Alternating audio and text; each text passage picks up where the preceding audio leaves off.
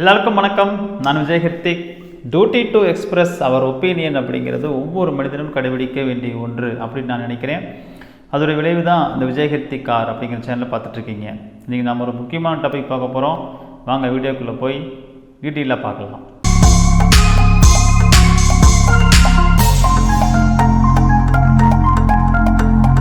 இன்றைக்கி மைவீத்தியில் நிறைய சலசலப்பு நாளுக்கு நாள் பெருகிட்டே இருக்குது.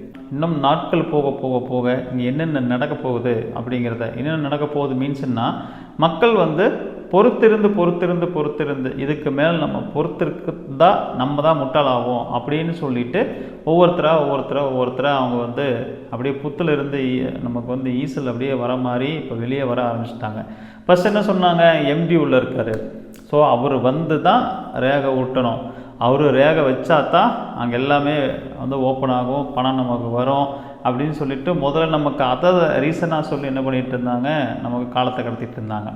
அப்புறம் எம்டி பெயிலு அப்படின்னாங்க. அப்புறம் பெயிலில் வந்துட்டார்.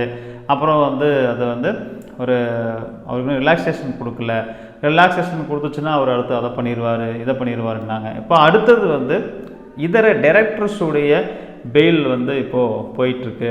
அந்த 70க்கும் மேற்பட்டவர்களுடைய அந்த பெயில் வரணும், வந்தால் தான் நிறுவனத்தின் அடுத்த கட்டங்களெல்லாம் நோக்கி நிறுவனம் நகர முடியும் அப்படின்னு சொல்லிட்டு இப்போ அதை வச்சு என்ன பண்ணிகிட்டு இருக்காங்க, காலத்தை கடத்திட்டு இருக்கிறாங்க.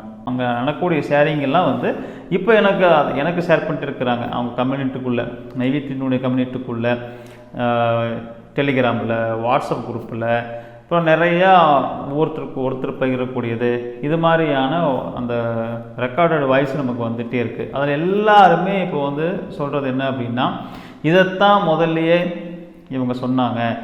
கடைசியில், அதாவது எங்களை சொல்கிறாங்க, கடைசியாக பணம் போட்டவங்க பெனிஃபிட் பார்க்க மாட்டாங்க, ஆரம்பத்தில் பணம் போட்டவங்க பெனிஃபிட் பார்ப்பாங்க, மற்றவங்க பெனிஃபிட் பார்க்க முடியாது. இதைத்தான் அவங்க முதல்லையே சொன்னாங்கன்னு இப்போ தான் எல்லாருமே ஃபீல் பண்ண ஆரம்பிக்கிறாங்க. ஏன்னா நாம் காலம் கடந்து ஒரு விஷயத்தை செய்கிறது அப்படிங்கிறது, நமக்கு காலத்தால் ஒரு செய்யும்போது நமக்கு பலன் கிடைக்கும், காலம் கடந்து செய்யும்போது பலன் குறைவாக கிடைக்கத்தான் வாய்ப்பு இருக்குது. அப்போது நம்ம இதுவும் காலம் தாழ்த்த வேண்டாம், உங்களுடைய ஒரு பாதுகாப்பான இடத்துக்கு நீங்கள் நகருங்க அப்படிங்கிறத நம்ம ஆரம்பத்தில் சொல்லிகிட்டே இருக்கோம்.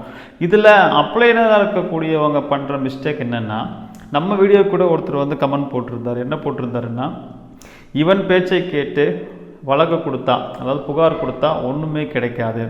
ஸோ நம்ம இன்னும் எல்லையற்ற பொறுமையை கடைபிடித்து நாம் இன்னும் சிறிது காலம்தான் நம்ம காத்திருந்தோம் அப்படின்னா இந்த நிறுவனம் செயல்படுவதை யாராலும் தடுக்க முடியாது, எவராலும் தடுக்க முடியாது. இந்த நிறுவனம் இந்த ரீசன்னால் இந்த நிறுவனம் ஓடி போயிருக்கணும், ஆனால் ஓடலை. இந்த ரீசன்னால் இதாக இருக்கணும், அது ஆகலை. இந்த ரீசன்னால் அது அப்படியே இருக்கணும், ஆகலை. ஆனால் நிற்குதுன்னா என்ன அர்த்தம், இது தொடர்ந்து நடக்க போகுது அப்படின்னு தான் அர்த்தம். அப்படின்னு சொல்லிட்டு இன்னமும் என்ன பண்ணுறாங்கன்னா, மக்கள் அவர்கள் போக்கில் விட்டுட்டா கூட அவர்கள் ஒரு நல்ல விஷயத்தை அவர்களே முடிவெடுத்து என்ன பண்ணுவாங்க, அவங்க செயல்பட ஆரம்பிப்பாங்க. அப்படியே மேலே ப்ளேம் பண்ண மாட்டாங்க. நீ தானே என்ன மைவீத்தியில் சேர்த்து விட்ட, நீ எனக்கு பதில் சொல்லுவா அப்படின்னு சொல்லிட்டு அவர்கள் இப்போ இவங்க விட்டுட்டாங்கன்னா அவர்களாக ஒரு நகர்வை நோக்கி, அடுத்த மூமெண்ட்டை நோக்கி நகர்ந்து போயிடுவாங்க. இவர்கள் அவங்க இழுத்து பிடிக்க என்ன ஆகுன்னா, இது ஒரு கட்டத்துக்கு மேலே அவர்களுக்கே பாதகமாக திரும்பக்கூடிய ஒரு சூழ்நிலை தான் ஏற்படும். இப்போ யாரெல்லாம் இவங்களை நீங்கள் பொறுத்துருங்க, அவ்வளோதான் முடிஞ்சுது, நம்ம ரிலாக்ஸேஷன் வந்துட்டால் நமக்கு எல்லாமே இதாயிரும், நிறுவனம் அடுத்தது இதை நோக்கி போக போகுது, அடுத்து அதை நோக்கி போக போகுது அப்படின்னு சொல்லிட்டு அவங்க என்ன பண்ணுறாங்கன்னா, மக்களை அவங்களை அப்படியே போட்டு அமுக்குறாங்க. ஒரு இடத்துல போட்டு அவங்கள டம்ப் பண்ணி உள்ளே கொண்டு போய் அவங்கள அப்படியே அழுத்தி வச்சா என்ன ஆகும், ஒரு கட்டத்தில் அது பீரிட்டு வெடிக்கத்தான் செய்யும். அதோடைய விளைவு பெரும் மோசமான விளைவாக இருக்கும், யார் அவர்களை இப்பொழுது அடக்கி வைத்திருக்கிறார்களோ அவங்களுக்கு. ஸோ இவர்களும் ஒரு பெனிஃபிட் அடையணும், நமக்கு ஒரு வருமானம் வரும் அப்படின்னு தான் இவங்க போய் சேர்ந்தாங்க. 4 பேரை சேர்த்தா எனக்கு அதிகப்படியான வருமானம் வரும் அப்படிங்கிறனால 4 பேரை சேர்த்தாங்க. 4 பேரை சேர்த்தா எனக்கு ஒரு பெனிஃபிட்டும் கிடையாது அப்படின்னா அப்படிலாம் யாராவது சேர்த்துருப்பாங்களா? யாரும் சேர்த்துருக்க மாட்டாங்க. அப்போது ஒரு பெனிஃபிட்டை அடையிறோம் அப்படிங்கும்போது தான் எல்லாருமே என்ன பண்ணுறாங்க, நீங்கள் வாங்க, நீங்களும் வாங்க, நீங்களும் வாங்கன்னு சொல்லிட்டு இந்த நிறுவனம் நல்ல நிறுவனம், இதில் உங்களுக்கு போட்டால் அவ்வளோ பெனிஃபிட் வரும், இவ்வளோ பெனிஃபிட் வரும்னு சொல்லிட்டு இவர்களுக்கு ஒரு பெனிஃபிட் இருக்கும் பட்சத்தில் தான் அதை வெளியே சொல்கிறாங்க. இப்போ நம்மளுடைய பெருவாரியான மக்களுடைய மனநிலை அதுதான். அவங்களுக்கு ஒரு லாபம் இருக்குன்னா தான் என்ன பண்ணுவாங்க, அந்த விஷயத்தை வெளியே சொல்லுவாங்க. ஏன்னா வெளியே சொல்கிறதுனால நமக்கு ஒரு லாபம், அதனால் ஒரு 4 பேர் வராங்க அப்படின்னா நமக்கு ஒரு லாபம். அப்படிங்கும்போது தான் அந்த தகவலே பகிரப்படும்.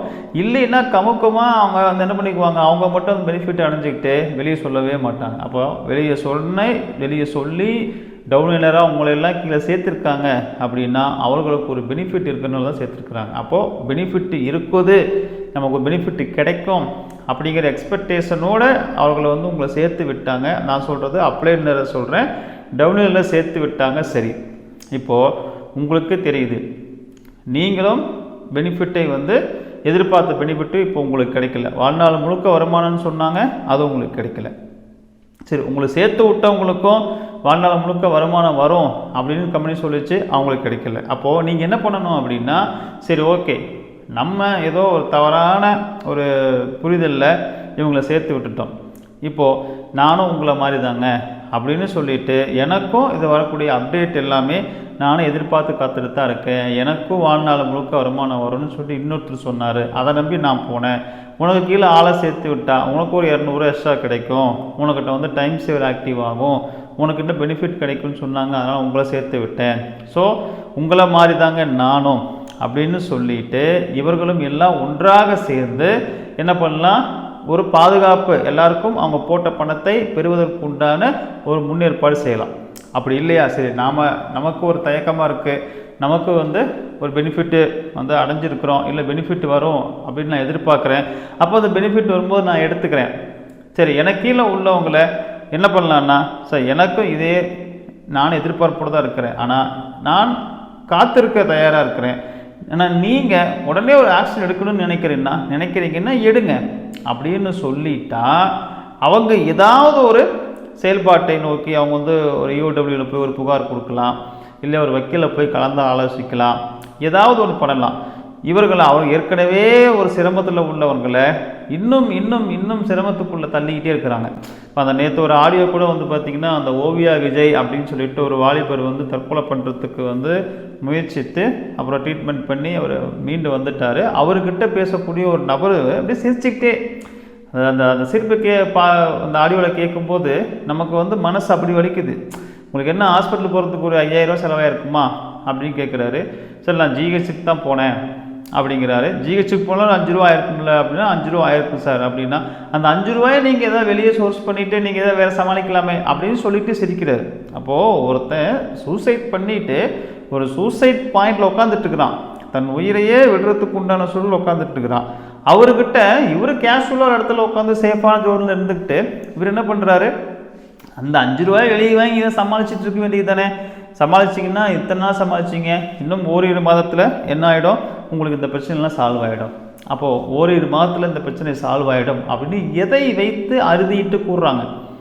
அப்போது சரிங்க, அந்த 5 ரூபா 10 ரூபா இல்லை ஏதோ ஒரு தொகை நீங்கள் சிரமத்துட்டு இருக்கிறீங்க, சரி உங்களால் பெனிஃபிட் பார்த்த அப்ளைனரோ இல்லை உங்கள் நிறுவனத்தை சார்ந்த யாரோ ஒருத்தர், சரிங்க நீங்கள் இவ்வளோ சிக்கலில் இருக்கிறீங்க, நான் கொடுக்குறேன் அப்படின்னு கொடுக்கலாம்ல, இல்லை கொடுக்குறேன் அப்படின்னு முன் வரலாம்ல, எதுவும் கிடையாது. அவங்க வெளியே சோர்ஸ் பண்ணிவிட்டு அவங்க சமாளிச்சுட்டு இருக்கிறதாமா. இதெல்லாம் எந்த வகையில், அதுவும் சிரிச்சுக்கிட்டே சொல்கிறாரு. அந்த ஆடியோ கூட நம்ம போட்ட வீடியோ இருக்குது, நீங்கள் போய் மறுபடியும் கேட்கறதுனா கூட கேளுங்க.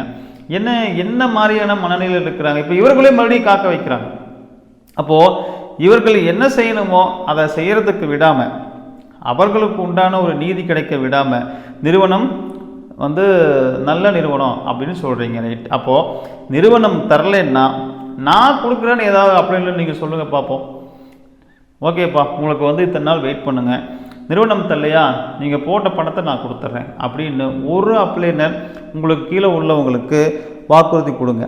இல்லையா, நிறுவனத்தை சார்ந்த அத்தாரிட்டி நம்பர்களிடம் பேசுகிறதுக்கு அவர்களுக்கு ஒரு ஏற்பாடு செய்து வாங்க, நம்ம எல்லாம் போய் யாரெல்லாம் நிறுவனத்தினுடைய அத்தாரிட்டி மெம்பரோ அவங்ககிட்டலாம் பேசலாம் அப்படின்னு சொல்லிட்டு அதுக்கு ஒரு ஏற்பாடு பண்ணி ஒரு முன்னெடுப்பு செய்து இவர்களுக்கு உண்டான ஒரு ஒரு ஒரு நீதி கிடைக்கிற மாதிரி அவங்க உண்டான ஒரு இழப்பீடு கிடைக்கிற மாதிரி அவங்க போட்ட பணம் திரும்ப பெறுவதற்கு உண்டான சூழ்நிலை கிரியேட் பண்ணுங்க. அதை பண்ண மாட்டேங்கிறாங்க. இவர்களா ஒரு கற்பனையில் இவர்களா அடிச்சு விடுறது, இவர்களா யோசிக்கிறது, இவங்க மைண்டில் என்னெல்லாம் தோணுதோ அதை எல்லாம் வீடியோவாக போடுறது. இந்த தவறை தொடர்ந்து செய்வதனால் பாதிக்கப்பட போகிறது அந்த அப்ளைனரும் சேர்த்து தான். டவுன்லைனர்களை நீங்கள் டவுன் பண்ணி அவங்க அப்படியே டம்ப் பண்ணி வைக்க ஒரு ஸ்டேஜுக்கு மேலே அவங்க கொந்தளிச்சாங்க அப்படின்னா அதனுடைய விளைவு 2 பேருக்குமே, டவுன்லைனருக்கும் பாதிக்கும், அவர்களை டம்ப் பண்ணி வைக்கிற உங்களுக்கும் பாதிக்கும். அப்போது அவர்களிடம் நீங்கள் ஒன்று டாப் லெவலில் உள்ளவங்களை இணைக்கிறதுக்கு ரெடி பண்ணுங்கள், அவங்க பேசட்டும். இல்லையா அவங்க என்ன ஸ்டெப் எடுக்கணுமோ எடுக்கிறதுக்கு உண்டான அவங்கள ஒரு போட்டு ராங் கைடு பண்ணாமல் ஃப்ரீயாக அவர்களை விட்டுடுங்க. அவர்கள் பாட்டில் அவங்க நல்ல வழியில் போய் உட்காந்துக்குவாங்க. நீங்கள் அதை விட்டுட்டு உங்களுக்கே என்னென்னு தெரியாத ஒன்றை நீங்கள் எல்லாம் தெரிஞ்ச மாதிரி எல்லாம் சரியாக போயிடும், நம்ம நிறுவனம் அப்படி, நம்ம நிறுவனம் இப்படி அப்படின்ட்டு ஏன் இந்த தப்பு பண்ணுறீங்க?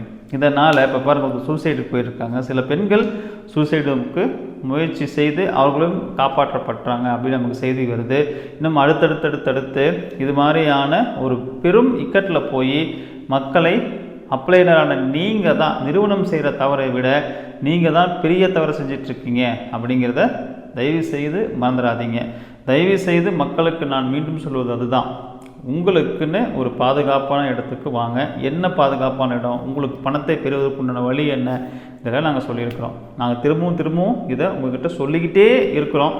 நீங்கள் அதை எந்த அளவுக்கு எடுத்துக்கிட்டீங்க அப்படின்னு தெரியல. எடுத்துக்கிறவங்க எடுத்துக்கோங்க. நம்மளுடைய வேலை என்னென்னா விதையை தூரம், முளைக்கிறது என்ன ஆகும், மரமாக ஆகும், இல்லைன்னா அது உரமாக ஆகும். இதுதான், ரெண்டில் ஏதோ ஒன்று தான். ஸோ நம்ம வேலை இதை நம்ம விதையை தூவுவோம் அப்படின்னு சொல்லிட்டு தொடர்ந்து இந்த பணியை நாங்கள் செய்துட்ருக்கிறேன். நானும் செய்கிறேன், அசோக்கும் செய்கிறாரு. இது பெருமையா அப்படின்னு கேட்டால் இது கடமை. அப்படிங்கிற நம்ம டியூட்டியை செய்வோம் அப்படின்னு சொல்லிட்டு duty to express our opinion அப்படிங்கிற அந்த ஃபார்முலாவில் அந்த விதியின் உட்பட்டு என்னுடைய கடமையை நானும் செய்கிறேன். அசோக்கும் தொடர்ந்து இது ஒரு ஸ்கேம், இது ஒரு போர்ஜரி அப்படிங்கிறத தொடர்ந்து வலியுறுத்திட்டுருக்காரு. இதை தான் நானும் சொல்கிறேன், இன்னும் நிறைய பேர் சொல்கிறாங்க. நீங்கள் கேட்டு உங்களுக்கு உண்டான நீங்களுடைய முதலீடு பணத்தை பெறுவதற்கு உண்டான பாதையை நோக்கி நகருங்க. இன்னொரு மீண்டும் சந்திக்கிற எல்லாருக்கும் வணக்கம். பாய்.